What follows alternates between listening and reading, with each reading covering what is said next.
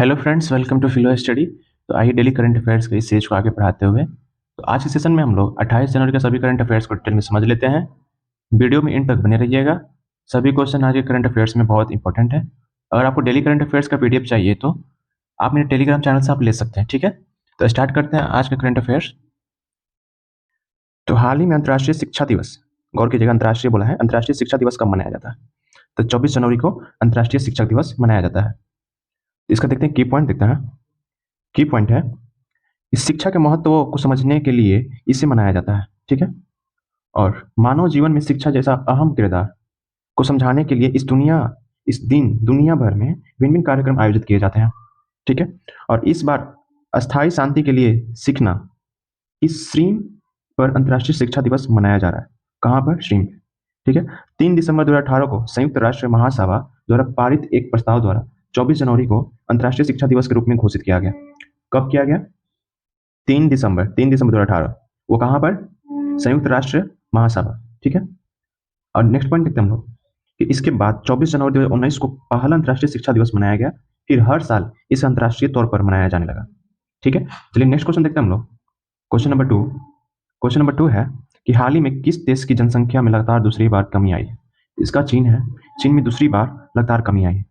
ठीक है, तो इसका की पॉइंट देखते हैं हम लोग कि 2023 में लगातार दूसरे वर्ष चीन की जनसंख्या गिरावट आई।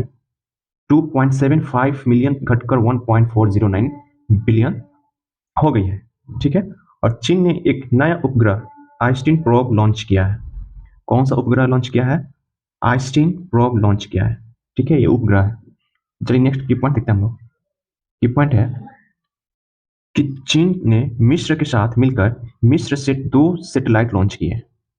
किससे मिलकर? मिस्र से किससे मिलकर 2 सैटेलाइट लॉन्च किए हैं मिस्र के साथ। और चीन ने दुनिया का पहला चौथी पीढ़ी का परमाणु रिएक्टर शुरू किया।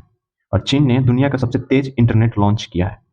ठीक है, चलिए नेक्स्ट क्वेश्चन देखते हैं हम लोग। क्वेश्चन नंबर थर्ड है, हाल ही में केंद्र सरकार ने बहुभाषी शिक्षा के लिए कौन सा ऐप लॉन्च किया है? किस शिक्षा के लिए? बहुभाषी शिक्षा के लिए कौन सा ऐप लॉन्च किया है? तो अनुवादिनी। ठीक है, इसका देखते हैं क्या है ये।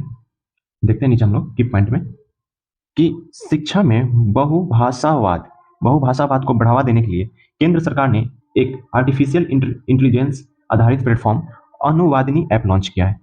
ठीक है, इस पहल के तहत विद्यालय और उच्च शिक्षा के अंतर्गत सभी पाठ्यक्रमों के लिए अध्ययन सामग्री संविधान की 8वीं अनुसूची में सम्मिलित भारतीय भाषाओं में डिजिटल रूप से उपलब्ध करवाई जाएंगे।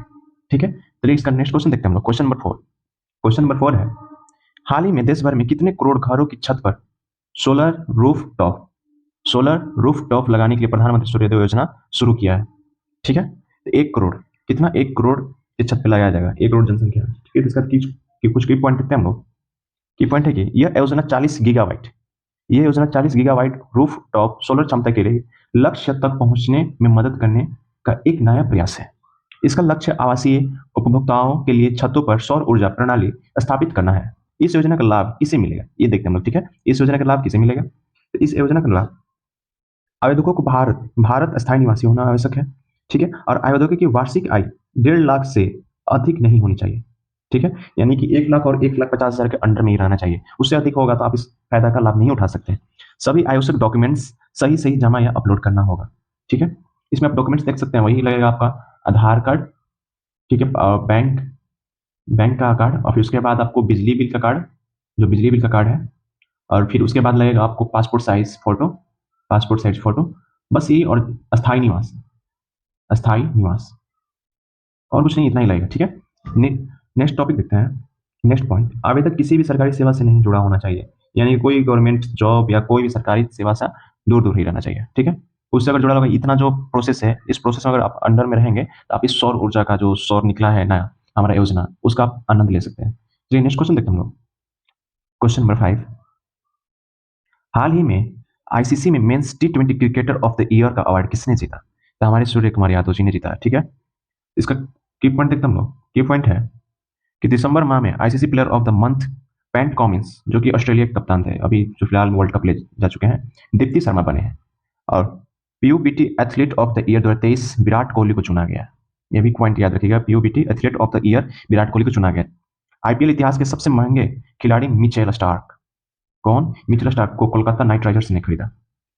ठीक है। और बीसीसीआई ने एमएस धोनी की जर्सी को रिटायर्ड करने का फैसला किया है। बीसीसीआई ने मोहम्मद शमी के लिए अर्जुन अवार्ड की सिफारिश की है। ठीक है। नेक्स्ट क्वेश्चन देखते हैं हम लोग। क्वेश्चन नंबर 6, हाल ही में ऑस्कर 2024 के लिए नॉमिनेट हुई film to kill a tiger का निर्देशन किसने किया है? ठीक है। ये क्वेश्चन बहुत ही अच्छा क्वेश्चन है। देखते हैं हम लोग इसका की पॉइंट। निशा पहुजा इसका की पॉइंट देखते हैं हम लोग। की पॉइंट है, हाल ही में 96वें एकादमी पुरस्कार ऑस्कर 2024 के लिए documentary film to kill a tiger को सर्वश्रेष्ठ डॉक्यूमेंट्री फीचर फिल्म कैटेगरी में नॉमिनेट किया गया है। ठीक है।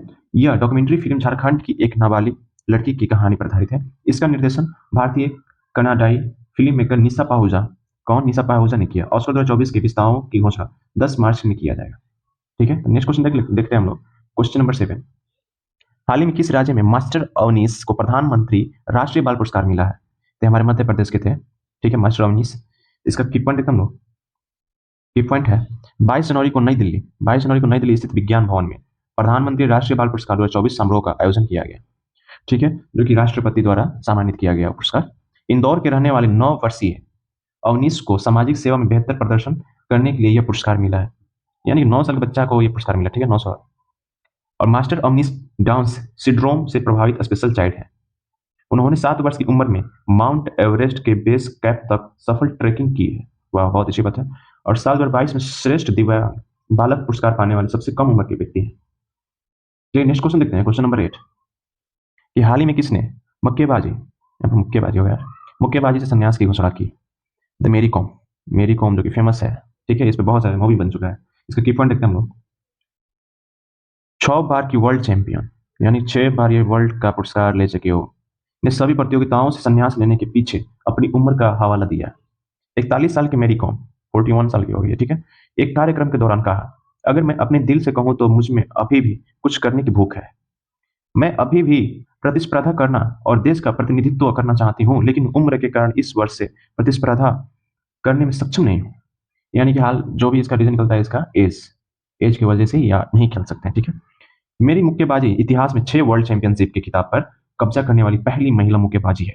5 बार एशियाई चैंपियन, 2024 एशियाई खेलों में स्वर्ण पदक जीतने वाली भारत की पहली महिला मुक्केबाजी थी। ठीक है, चलिए नेक्स्ट क्वेश्चन देखते हैं। क्वेश्चन है, हाल ही में अयोध्या में बनाने वाले मस्जिद का नाम बदलकर क्या रखा गया? मस्जिद मोहम्मद बिन अब्दुल्लाह। ठीक है, चलिए नेक्स्ट इसका की पॉइंट देखते हैं हम लोग। की पॉइंट है कि मस्जिद का निर्माण अपनी पुरानी जगह से 25 किलोमीटर दूर होगा। यानी कि जो वहां पर मस्जिद था वहां से लेकर 25 किलोमीटर दूर पर निर्माण होगा, जो कि धन्नीपुर गांव है। यह एक बहुआयामी सांस्कृतिक स्थल है। ठीक है, मस्जिद निर्माण की जिम्मेदारी इंडो इस्लामिक कल्चरल फाउंडेशन यानी कि IICF को मिली है। मस्जिद का निर्माण अब कुल 11 करोड़ जमीन पर किया जाएगा। सॉरी, 11 एकड़। ठीक है, 11 एकड़, सॉरी गलती से हो गया। जिसमें से 5 एकड़ भूमि को कोर्ट की ओर से दिया गया है और 6 एकड़ भूमि को सुन्नी वक्फ बोर्ड द्वारा जोड़ा गया है। जिसके बाद कुल 11 एकड़ भूमि पर मस्जिद का निर्माण होगा। ठीक है, और मस्जिद में 5 मीनारों का भी निर्माण किया जाएगा, जो इस्लाम धर्म के कलमा, नमाज, रोजा, जकात और हज को दर्शाएगी। ठीक है, चलिए नेक्स्ट क्वेश्चन देखते हैं हम लोग। क्वेश्चन है, हाल ही में किस देश की सरकार 22 जनवरी को अयोध्या राम दिवस घोषित किया है? कनाडा सरकार 22 जनवरी को राम दिवस घोषित किया है। ठीक है, भारत ने कनाडा के साथ ई वीजा सेवा फिर से शुरू कर दी। कनाडा ने इटली को 2-0 से हराकर विली जिंगपिंग कप का खिताब जीता। कनाडा की डेनियल मैकगाहे अंतर्राष्ट्रीय क्रिकेटर खेलने वाली पहली ट्रांसजेंडर बनी है। ठीक है, कनाडा के वैश्विक पर्यावरण सुविधा की 7वीं असेंबली की मेजबानी है। ठीक है, चलिए नेक्स्ट क्वेश्चन देखते हैं हम लोग। क्वेश्चन है कि हाल ही में 42 दिवसीय महामंडल महोत्सव कहाँ शुरू हुआ? अयोध्या में। ठीक है, चलिए नेक्स्ट क्वेश्चन देखते हैं हम लोग। क्वेश्चन है, हाल ही में किसे सुभाष चंद्र बोस आपदा प्रबंधन पुरस्कार 2024 के लिए किसे चुना गया?